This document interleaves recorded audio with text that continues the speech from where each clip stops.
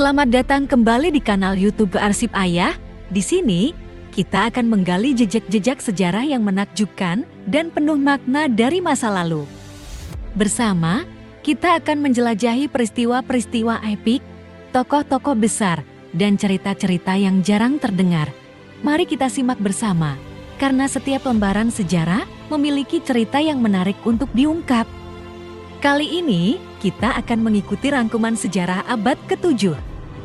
Abad ke-7 merujuk pada periode waktu dalam sejarah yang berlangsung dari tahun 601 hingga 700 Masehi dalam kalender Julian. Pada abad ke-7 ini, dunia menyaksikan perubahan mendalam yang menggetarkan bumi. Waktu itu adalah masa ketika kegelapan dan cahaya bersilangan menimbulkan kisah-kisah yang menginspirasi dan menggugah jiwa. Di balik tirai sejarah, terjalinlah perjalanan yang membingkai kebesaran dan ketakutan, di mana manusia menemukan kekuatan dalam kelemahan mereka. Dari hamparan tanah yang tak dikenal hingga puncak-puncak gunung yang menantang, abad ini memperlihatkan keragaman dan kemajuan yang menentukan masa depan peradaban. Keberanian dan kebijaksanaan menjadi panduan dalam menjelajahi lautan waktu yang tak terbatas, mencari makna dalam langkah-langkah yang tertulis dengan indah dan tragis. Jangan lewatkan petualangan berikutnya dalam menjelajahi warisan dan pesan-pesan berharga dari masa lalu yang akan membentuk pemahaman kita tentang dunia saat ini. Terima kasih telah bergabung dan mari bersama-sama mengeksplorasi makna sejati dari sejarah. Klik tombol subscribe untuk terus mendapatkan video-video baru yang menginspirasi tentang warisan kita semua. Bersama, kita akan menemukan keajaiban masa lalu yang membentuk masa depan kita.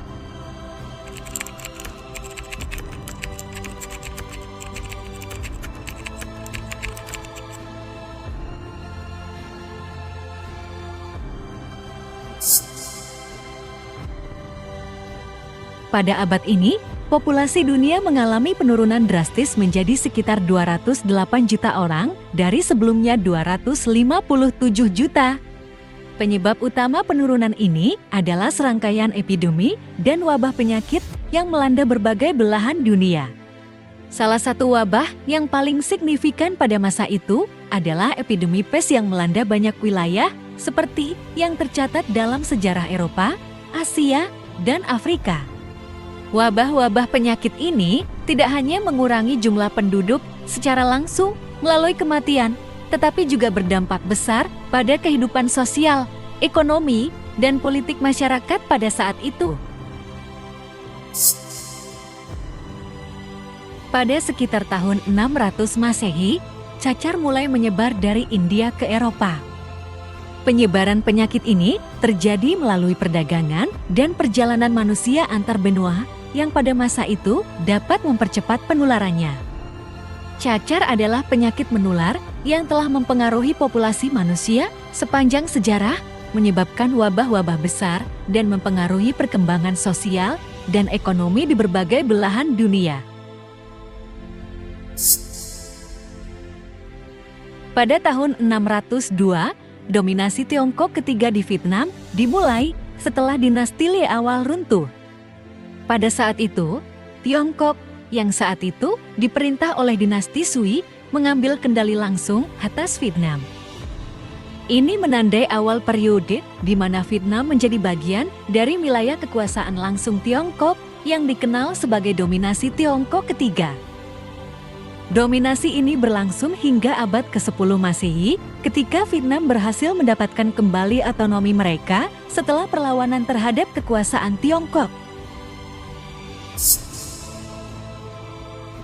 Di belahan bumi barat, pada tahun 603 Masehi, dalam daftar Gregorian, terdapat catatan terakhir tentang Senat Romawi yang mengakui patung-patung Kaisar Phocas dan Permaisuri Leontia. Ini mencerminkan periode di mana Senat Romawi masih memiliki peran formal dalam politik dan administrasi di Kekaisaran Romawi Timur, meskipun kekuasaan sebenarnya lebih terpusat pada kaisar dan birokrasi imperial. Patung-patung kaisar dan permaisuri sering digunakan sebagai simbol kekuasaan dan legitimasi pemerintahan di masa itu. Heptarchia Anglo-Saxon muncul pada awal abad ke-7 Masehi di Inggris. Periode ini ditandai dengan pembentukan 7 kerajaan Anglo-Saxon yang independen di Pulau Britania sebelum bersatu menjadi kerajaan yang lebih besar pada abad-abad berikutnya. Heptarchia merupakan tahap awal perkembangan politik dan sosial di Inggris, di mana kekuasaan dan kendali terbagi antara kerajaan-kerajaan Anglo-Saxon yang saling bersaing.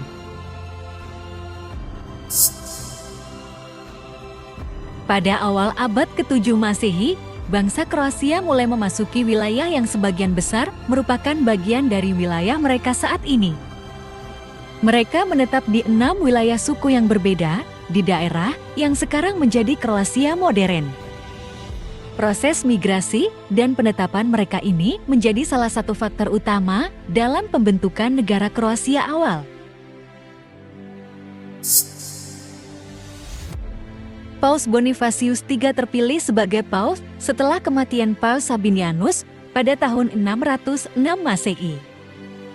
Bonifacius III mencari dan memperoleh dekrit dari Kaisar Bizantium Phocas yang menyatakan bahwa tahta Beato Petrus Rasul harus menjadi kepala semua gereja, yang menegaskan bahwa gelar uskup universal atau uskup agung secara eksklusif dimiliki oleh uskup Roma, yaitu Paus. Ini adalah langkah penting dalam mengkonsolidasikan otoritas dan pengaruh kepausan di dalam dan di luar Kekaisaran Romawi Timur pada masa itu. Pemakaman kapal Satanhook berasal dari abad 7 Masehi. Situs yang terletak di East Anglia, Inggris ini adalah salah satu situs arkeologi paling penting di Britania Raya. Ditemukan pada tahun 1939, pemakaman ini mengungkapkan sebuah kapal besar yang dikuburkan bersama dengan barang-barang mewah dan seni rupa Anglo-Saxon yang sangat bernilai. Situs ini memberikan wawasan mendalam tentang kehidupan dan kebudayaan masyarakat Anglo-Saxon pada abad ke-7. Pada tahun 607, Wilhelmiji, salah satu kuil Buddha tertua di Jepang, diyakini telah selesai dibangun di Ikaruga. Kuil ini terkenal karena arsitektur klasiknya yang mencerminkan pengaruh arsitektur Buddha dari Tiongkok dan Korea. Hariji terkenal dengan pagoda-pagodanya yang khas dan kompleks kuil yang luas yang menjadi pusat keagamaan dan budaya penting di Jepang pada masa itu.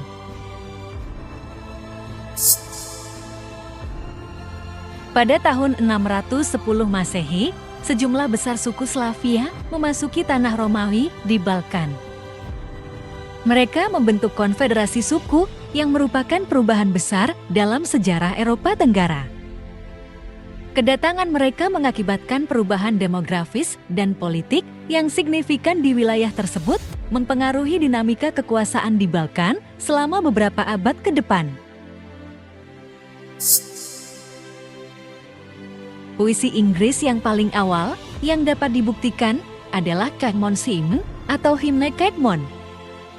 Caedmon adalah seorang penyair Anglo-Saxon dari abad ke-7 Masehi yang tinggal di biara di Northumbria, Inggris. Legenda menyebutkan bahwa ia menerima inspirasi ilahi untuk menciptakan puisi, meskipun awalnya ia tidak memiliki bakat sastra. Himne Caedmon adalah salah satu contoh puisi Kristen awal dalam bahasa Inggris yang terkenal karena keunikan strukturnya dan kagungannya dalam memuji penciptaan. Karya ini merupakan salah satu dari sedikit karya sastra yang masih bertahan dari periode Anglo-Saxon awal dan menjadi titik awal dari tradisi puisi dalam bahasa Inggris. Pada tahun 610 Masehi, Heraklius tiba di Konstantinopel setelah berlayar dari Kartago, Romawi. Di sana, ia menggulingkan Kaisar Romawi Timur yang ada saat itu, Phocas, dan naik tahta sebagai Kaisar Romawi Timur. Langkah besar pertamanya adalah mengubah bahasa resmi Kekaisaran Romawi Timur dari Latin menjadi Yunani. Perubahan ini mencerminkan pergeseran budaya dan politik yang berpengaruh di dalam kekaisaran, memperkuat pengaruh budaya Yunani yang sudah lama ada di Kekaisaran Romawi Timur. Nabi Muhammad diangkat menjadi rasul pada tahun 610 atau 611 Masehi, ketika beliau menerima wahyu pertama dari Allah Subhanahu wa Ta'ala melalui malaikat Jibril di Gua Hira di luar kota Mekkah. Peristiwa ini menjadi awal dari misi kenabiannya yang berlangsung selama lebih dari 20 tahun hingga wafatnya beliau pada tahun 632 Masehi. Wahyu-wahyu ini yang berlanjut selama 23 tahun kemudian dikumpulkan menjadi Al-Quran, kitab suci agama Islam. Proses penulisan dan pengumpulan Al-Quran dimulai pada masa kehidupan Nabi Muhammad dan diselesaikan setelah wafatnya di bawah kepemimpinan Khalifah Utsman bin Affan. Al-Quran tidak hanya dianggap sebagai teks ilahi, tetapi juga sebagai pedoman utama dalam kehidupan umat Islam.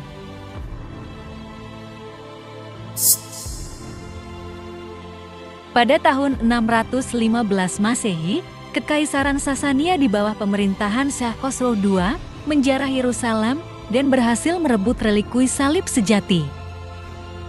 Tindakan ini merupakan salah satu momen penting dalam sejarah perseteruan antara Kekaisaran Romawi Timur dan Kekaisaran Sasania. Relikui salib sejati yang diyakini oleh umat Kristen sebagai sebagian dari salib yang digunakan dalam penyaliban Yesus Kristus memiliki nilai sakral yang besar bagi umat Kristen di seluruh dunia. Penjarahan ini juga mencerminkan dinamika politik dan agama yang kompleks antara Kekaisaran Sasania dan Kekaisaran Romawi Timur pada masa itu.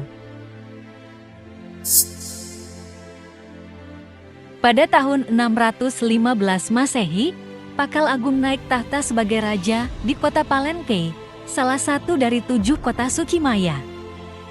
Dia adalah salah satu penguasa paling terkenal dalam sejarah peradaban Maya klasik. Di bawah kepemimpinannya, Palenque mengalami masa keemasan dalam seni, arsitektur, dan pengetahuan, menjadi simbol keberhasilan dan prestis bagi peradaban Maya pada zaman itu. Pada tahun 616 Masehi, Syah Khosrow II dari Kekaisaran Sasania menyerang Mesir. Serangan ini adalah bagian dari upaya ekspansi militer yang dilakukan oleh Kekaisaran Sasania di bawah pemerintahan Syah Khosrow II.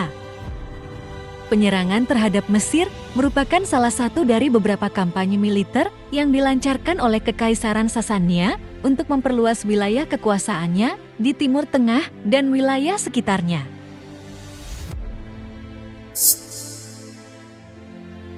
Pada tahun 616 Masehi, Ethelfrid dari Northumbria memenangkan pertempuran penting melawan Wales di Chester, Inggris. Kemenangan ini memperluas wilayah kekuasaan Ethelfrid ke selatan, mendesak perbatasan Northumbria lebih jauh ke wilayah Wales. Pertempuran di Chester menandai pencapaian militer yang signifikan dalam sejarah penyatuan wilayah Inggris Utara di bawah pemerintahan Ethelfrid. Di Tiongkok, pada tahun 618 Masehi, dinasti Tang diprakarsai oleh Li Yuan yang kemudian memerintah sebagai Kaisar Gaozu dari Tang. Li Yuan adalah seorang jenderal yang penting dalam jatuhnya dinasti Sui dan pendirian dinasti Tang. Setelah menggulingkan dinasti Sui pada tahun 618 Masehi, Li Yuan mendirikan dinasti Tang dan naik tahta sebagai Kaisar Gaozu. Dinasti Tang menjadi salah satu dinasti paling berpengaruh dalam sejarah Tiongkok yang dikenal dengan kejayaan budaya, ekonomi, dan militernya selama masa pemerintahannya.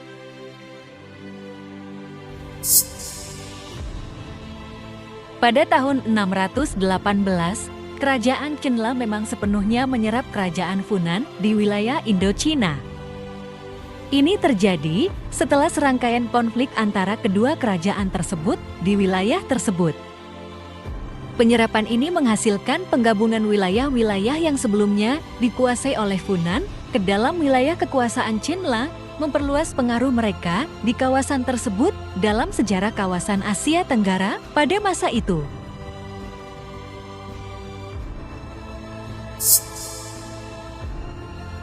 Pada tahun 619 Masehi, selama masa dinasti Tang di Tiongkok, sikat gigi sudah menjadi bagian dari budaya sanitasi yang penting. Penggunaan sikat gigi sudah cukup umum di kalangan masyarakat Tiongkok pada masa itu, menandakan kesadaran akan pentingnya kebersihan gigi dan mulut. Sikat gigi pada masa dinasti Tang umumnya terbuat dari bulu binatang seperti bulu babi yang dipasang pada pegangan kayu atau bambu. Ini merupakan salah satu contoh awal penggunaan alat kesehatan gigi yang tercatat dalam sejarah Tiongkok kuno. Di dunia Islam, pada tahun 622 Masehi, yang merupakan tahun pertama dalam kalender Islam Hijriyah, terjadi peristiwa penting yang dikenal sebagai hijrah. Hijrah adalah migrasi Nabi Muhammad beserta para pengikutnya dari kota Mekah ke kota Madinah. Peristiwa ini terjadi pada bulan September dalam kalender Gregorian. Hijrah menandai awal dari peradaban Islam sebagai sebuah komunitas politik dan agama yang terorganisir, serta menjadi titik tolak dalam penyebaran agama Islam di seluruh Arabia dan kemudian ke seluruh dunia. Hijrah juga merupakan peristiwa penting dalam sejarah Islam yang diperingati sebagai awal dari kalender Islam Hijriyah.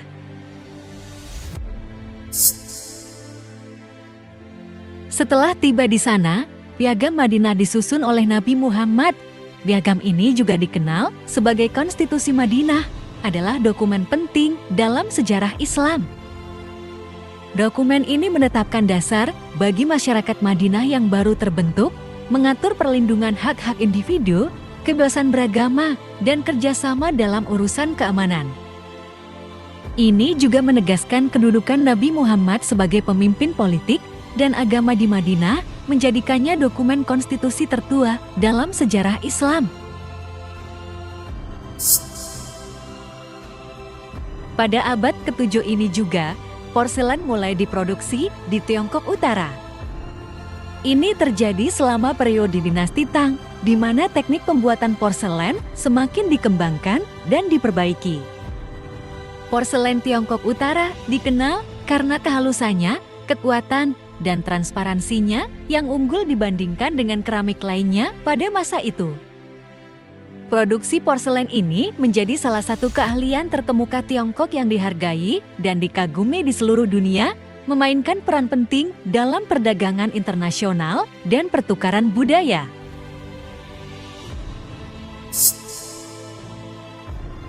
Pada tahun 623 Masehi, seorang pedagang Franka bernama Samo mendukung suku-suku Slavia dalam melawan penguasa Avar mereka di wilayah Eropa Tengah.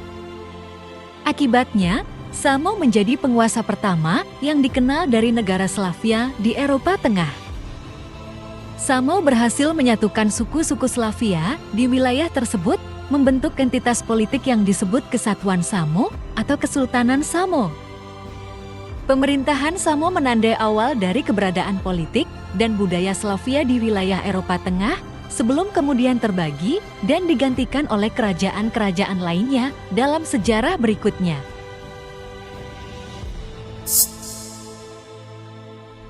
Tiga tahun kemudian, pada tahun 626 Masehi, pasukan Avar, Slavia, dan Kekaisaran Sasania Persia bersatu mengepung Konstantinopel.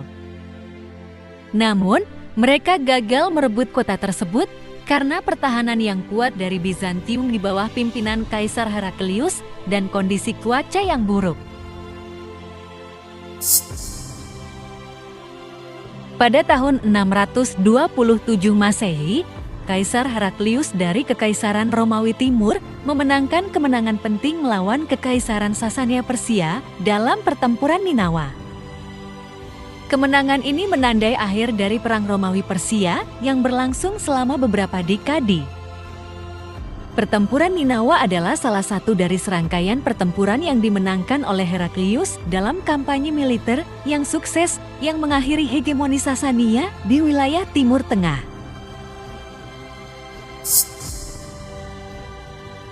Pada tahun 629 sampai 630 Masehi, kampanye Tang melawan Turki Timur berlangsung di Tiongkok. Pasukan dinasti Tang dipimpin oleh dua komandan utama, yaitu Pi Jing dan Li Shiji, berhasil menghancurkan kehaganan Goktok. Kampanye ini merupakan salah satu dari serangkaian konflik antara dinasti Tang dengan suku-suku Turkik di Asia Tengah.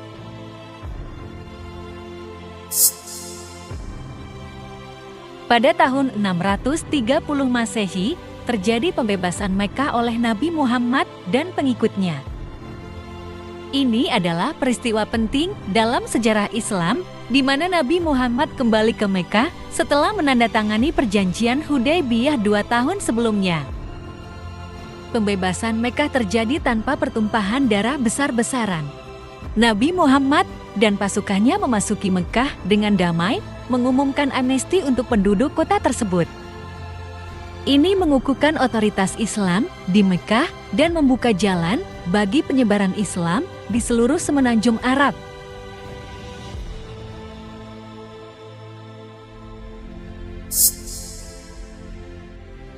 Orang-orang Bulgar tiba di Balkan pada abad ke-7 Masehi setelah migrasi dari Asia Tengah. Mereka menetap di wilayah Balkan dan dengan cepat membentuk kekaisaran Bulgaria yang kuat. Hingga menjelang akhir abad ke-7, Kekaisaran Bulgaria didirikan setelah Kaghanat Bulgaria yang dipimpin oleh Kanasubigi Asparuh menaklukkan bagian timur kerajaan Bizantium.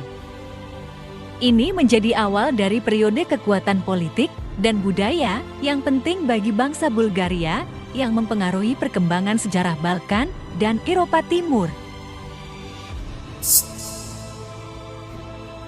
Xuanzang, seorang biksu Buddha dari Tiongkok, melakukan perjalanan dari Chang'an ke India pada tahun 629 Masehi untuk mengumpulkan teks suci Buddha yang langka. Setelah 16 tahun yang sulit, ia kembali pada tahun 645 Masehi dengan koleksi teks suci yang berharga. Di Tiongkok, Xuanzang menerjemahkan teks-teks tersebut memberikan kontribusi besar terhadap pemahaman Buddha di dunia timur.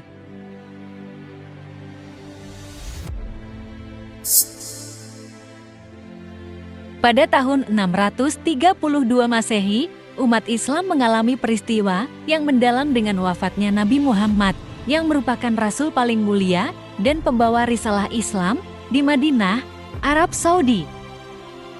Wafatnya beliau menandai akhir dari masa kenabian dalam Islam yang telah membawa ajaran-ajaran ilahi kepada umat manusia.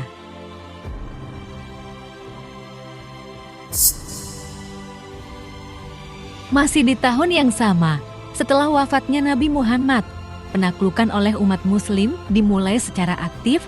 Ini mencakup ekspansi ke wilayah baru di bawah kepemimpinan Khulafaur Rasyidin yang dimulai dengan Abu Bakar yang terpilih sebagai khalifah pertama. Penaklukan ini tidak hanya mencakup penyebaran agama Islam, tetapi juga pembentukan kekhalifahan awal yang akan memainkan peran penting dalam sejarah politik, sosial, dan agama di dunia Islam.